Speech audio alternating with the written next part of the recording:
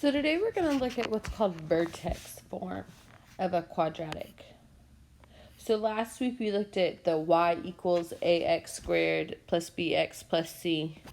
Today we're going to look at vertex form, which is y equals my a number times x minus h plus k. So this h and this k value that we got going on here, my vertex, my either the maximum or the minimum, is going to be my h comma my k number. My x equals h is also going to be the axis of symmetry, that line that is running through the middle of those. So this just helps because I'm not really doing any math to figure out my axis of symmetry and my vertex. I'm just having to look and understand my quadratic. Something that's huge that I want to point out is that this says minus my h number. So when I look at this and it says plus 4, because my formula is minus, my h number is actually the opposite sign. So right there, my h is negative 4. Right here, my h is a positive 3. It's actually the opposite sign of what I see since my formula is x minus h. And then my add-on k is going to be the negative 2. And my k is going to be whatever sign it shows me. So my axis of symmetry is always going to be x equals that h number, negative 4. My vertex is going to be my h number, comma, my k number. So I've already set up number 2 a little bit. X equals my h number, which is 3. Now I don't have any add-on. I don't have a plus or minus anything on the end. So my k is going to be 0. So my vertex is going to be 3, comma 0. So our video notes are going to look a little bit different today. Here in a second, you're going to have some questions pop up on your screen. Instead of just giving you guys an answer key and saying, okay, come and check yourself, what you're going to do is you're going to actually click your answers, and it will tell you if you're right or if you're wrong. That way we get that immediate feedback on right or wrong. That way we can ask questions and clarify before we continue on practicing. So let's go ahead and let's have those questions pop up now for number 3 and number 4. As you're answering them, go ahead and write them on your paper as well.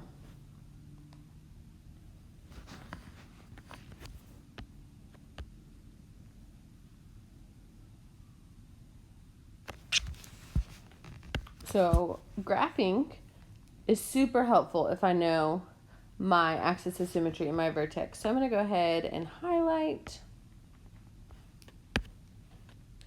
My h is the opposite sign, so it's negative 2. My k is the sign that's there. So my axis of symmetry is negative 2, negative 1, negative 2. I'm going to go ahead and make my axis of symmetry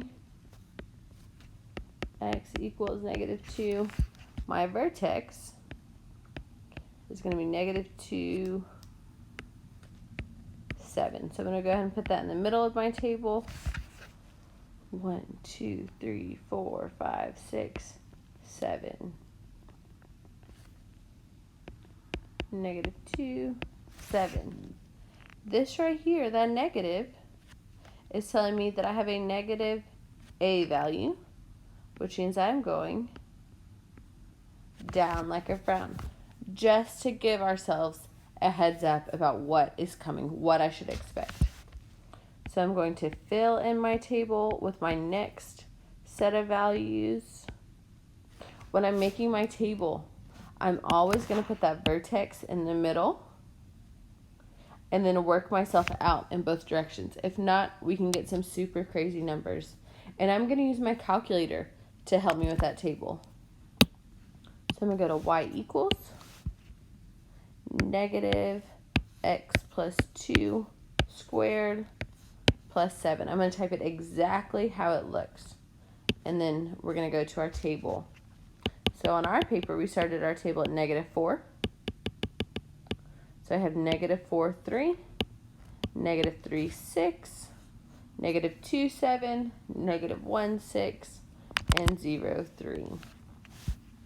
So -4, 3. Oops, let's turn back to a pin. -4, 3, -3, 6, -1, 6, and 0, 3. -4, 1, 2, 3, -3, 6, -2, 7, -1, 6, 0, 3.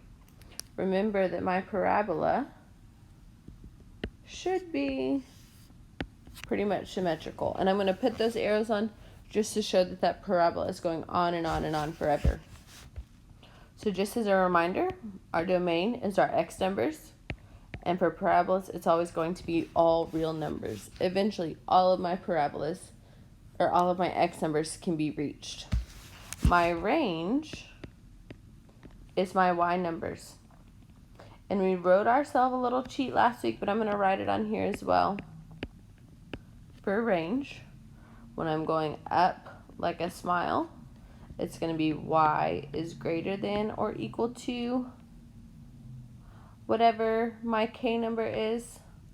When it's going down like a frown, it's going to be y is less than or equal to whatever k number we got. So for this one, I'm going down like a frown, so y is less than or equal to 7.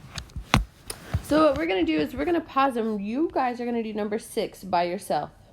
As you work, little questions are going to pop up on the screen asking specifically about the axis of symmetry, the vertex, the range, maybe some about your table, and then you're going to graph it. Again, these questions are just for you to check yourself as you go so you can catch mistakes early.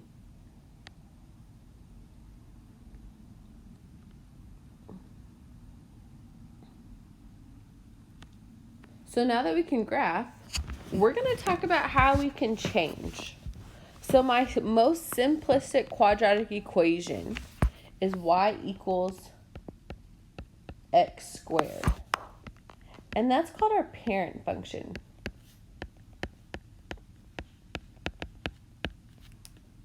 So this right here, y equals x squared, that's our parent function. Okay, when most people talk about quadratics, that's kind of what they picture in their head. But we're going to use that parent function and we're going to change it up a bit. So we are going to transform them, which means that we are either going to make a change to the size or the position of the figure. So we're going to do one of these together just so we can talk about what we're looking for, and then you're going to do several of them by yourselves before continuing. So the first thing I'm going to do is I'm going to label my h is -2. I didn't have a k, so my k is 0. So -2, 0. I'm going to make my first dot, -2, 0. I'm going to go ahead and predict that I have a positive a. So I know I'm going up like a smile. -3, -4, -1, and 0. I'm going to fill my x's working backwards both ways. And I'm going to use my calculator to help me fill in that table. So y equals x plus 2 squared. Let's see, our table started at -4, so I have 4, 1, 0, 1, 4. My y's are 4, 1, 0, 1, 4. So -4, 1, 2, 3, 4. -3, 1. -2, 0. -1. 1, 0, 1, 2, 3, 4. And we'll go ahead and connect. Then it asked me to describe my transformation. What happened to it? Well, all I did is I took that parent function, that y equals x squared, and I shifted left 2 places. Every dot on there just went left 1, 2 places. So what we're going to do is we're going to pause the video, and we may or may not have some questions pop up, but they're going to ask about numbers 8 through 12. So let's go ahead and do that now. Number 8, number 9, number 10, number 11, and number 12.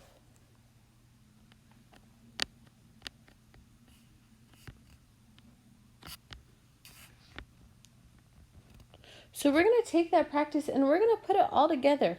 We're going to write some rules based off of that practice. So we're going to write some rules about what happens when we transform. So my H is my horizontal shift. This H number. If H is positive, it's going to shift left. If H is negative, it is going to shift right. So take a second and look back. Everywhere where you had a positive H, look at your graph and see. Did it shift left? It should have.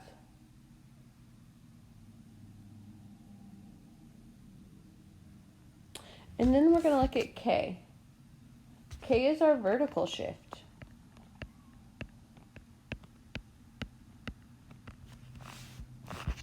If K is positive, it's shifting up. So if I have a plus something at the end, it's shifting up. But if I have a minus something, it's shifting down. If my A number is negative, if I have a negative at the beginning of my quadratic, it is reflected across the x-axis, meaning that it's changing from going up like a smile to going down like a frown.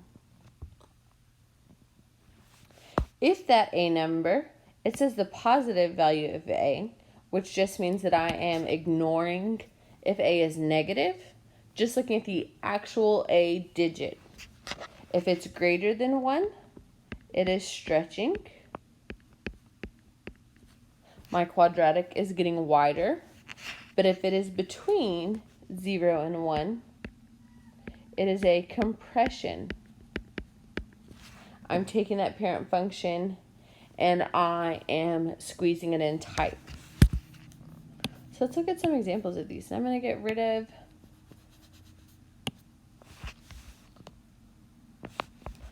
translating 2 units to the right.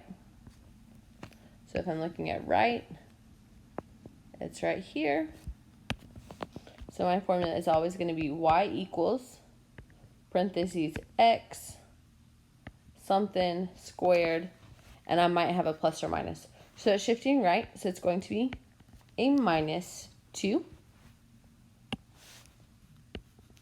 When I am translating 5 units up, oops, let's highlight.